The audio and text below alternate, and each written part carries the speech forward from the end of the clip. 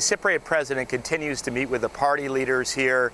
They were also meeting late into the night last night. They think that they may have the makings of some kind of plan B. The idea would be that if they do, they would bring that here to the parliament later in the day to vote on it.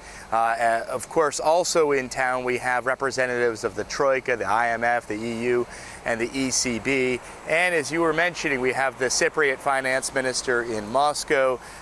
He's talking to his Russian counterpart there about assets that Cyprus is prepared to offer up to Russia in terms of energy, in terms of banking assets, in addition to discussing perhaps extending or increasing a loan that Cyprus is already getting from Russia. So it would look like, from the outside, there are two tracks at the moment.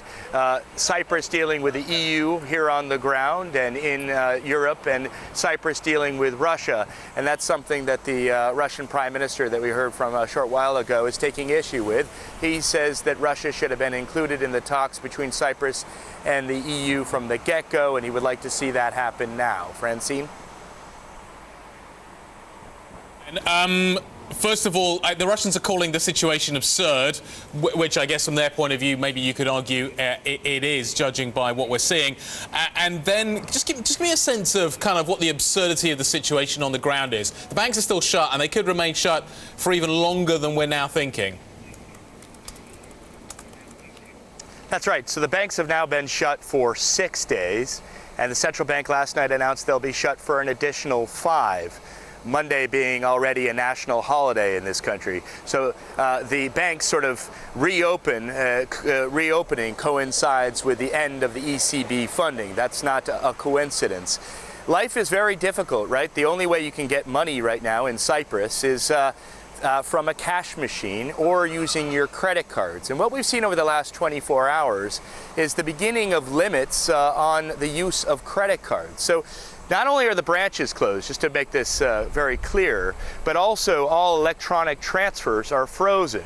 So, I was talking to a guy yesterday in a business who was telling me they were all using their personal credit cards to effectively carry out all of their financial transactions for their business, all of their business activity being done through their own credit cards. We are now seeing some supermarkets, some gas stations now saying, we're not going to take credit cards either, as uncertainty about the stability of the banking institutions continues, and various people in the sort of supply line, if you will, on various sectors of commerce are saying, actually, no, I'm not happy with the credit card anymore either.